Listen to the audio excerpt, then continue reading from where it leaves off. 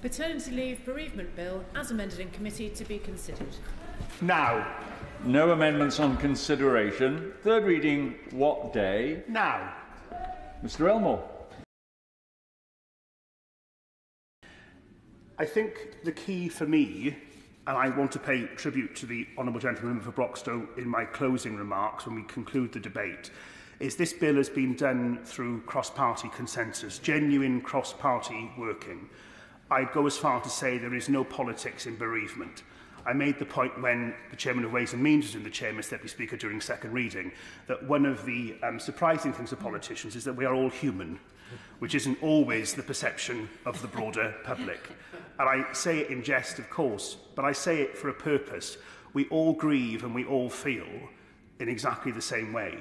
And the Honourable Gentleman came to me in the ballot and said, would you look at this? And I did. And it's through his work some 2 years ago as to why I'm pleased to be here today presenting a different bill, I accept, but a bill that nevertheless is the starting point of bringing about these changes, which I do think are needed. And therefore it is welcome that we can do this on a genuinely cross-party basis. The question is that the bill be now read the third time. Darren Henry. Thank you, Mr Deputy Speaker. I could not be more delighted that this bill has finally reached this stage today. I'd like, of course, to put on record my most sincere thanks to the Honourable Member for Ogmore. I was delighted when he was selected in the Private Members Bill ballot and agreed to take forward this bill. He has worked incredibly hard to get this bill to this point, and I'm very grateful for all of his and his team's work towards getting this bill towards being in law. I have recalled Aaron's story on many occasions now, and as today may be the last chance I have to do so, I will recall it again. In 2022, my constituent Aaron came to my local surgery in Stapleford with his newborn son, Tim, in his arms. Aaron had tragically lost his wife, Bernadette, in childbirth and found that he did not qualify for leave as he had not been employed by his company for the required time. I was determined to change this so that no one else would find themselves in the position Aaron did. Aaron's company made good, but was not compelled to do so in law. Aaron has been here at every stage of this bill's progression through the House.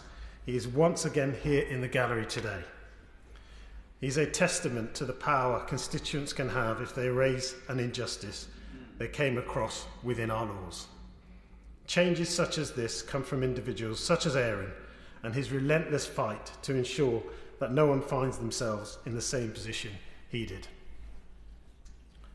As has often been said by myself, the Honourable Member for Ogmore and others, this change will not affect many people, but to those it does affect, the impact will be huge. The bill will ensure the individuals who lose their partner during childbirth have a day one right to leave. Allowing an individual not to have to worry about their employment during what is an incredibly difficult time can have a large impact on an individual. As the Honourable Member opposite mentioned, the cross-party support for this bill truly shows the non-political nature of this change. I was delighted when presenting a 10-minute rule bill on this topic to receive overwhelming support from across the House, from members including the members for Strangford, Bassetlaw, Gedling and many others who are not in their place today.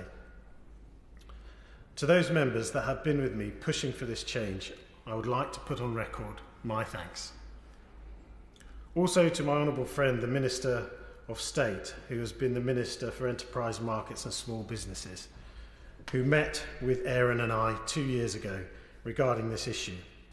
He has consistently offered support and advice, and I know has worked with the Honourable Member for Ogmore to get this bill here today.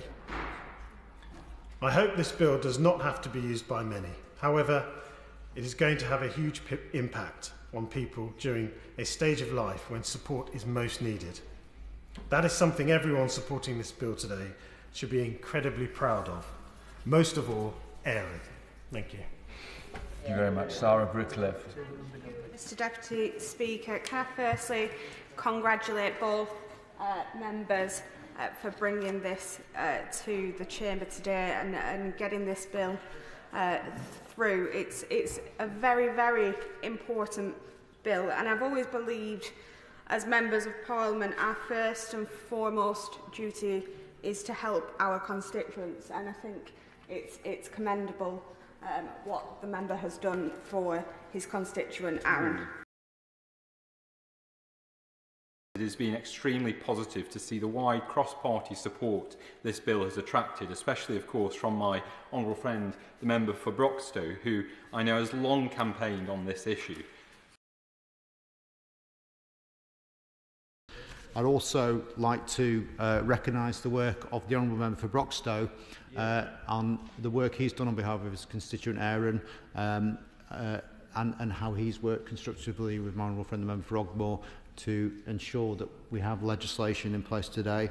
I think he again spoke movingly about his constituents' tragic circumstances and the loss of his wife Bernadette and why that's moved him to bring action before us, and as we've said, heard a number of members have seen the importance of this. Could I also thank my honourable friend from Broxtowe, who has obviously long campaigned on this issue and brought it to my attention. And as I say, I met with him in 2022, one of the first meetings I had in my ministerial role, and he joined me with Aaron, who's I know in the gallery today, and his son Tim, and we express our very best wishes to them for their campaigning. My old friend mentioned the power that people like Aaron have to influence thinking in this place, but that power has to be channeled through a willing and capable member of Parliament, minister, in due course, I'm sure. But and that's what he has displayed all the way through this. He has been persistent. His arguments have always been compelling, and persistence is very important in this space. He's always engaged with me, trying to find the best way to bring this forward, and he has found it. So I'm grateful for his efforts, and so many parents will be too. So I thank him very much for his work. I couldn't conclude without paying tribute to the member for Broxtowe. He has been instrumental in convincing an opposition whip to take on his bill. I said at the time that's quite an achievement. But actually it is because of Aaron and Tim and Bernadette that we are here today. I wish we weren't here for it, in truth. But we are, and it's because of people like Aaron and their dogged determination to convince their constituency MPs that the law could be changed as to why we are. And I leave my last tribute, or last but one, to the officials again, but also to the member for Castlepoint, who is instrumental in ensuring that so many bills pass at every sitting Friday, week after week. The question is that the bill be now read the third time. As many of that opinion say aye. Aye. Contrary, no. I think the ayes have it. The ayes have it. Congratulations, Mr. Elmore, and our sincerest best wishes and thanks to Aaron and Tim.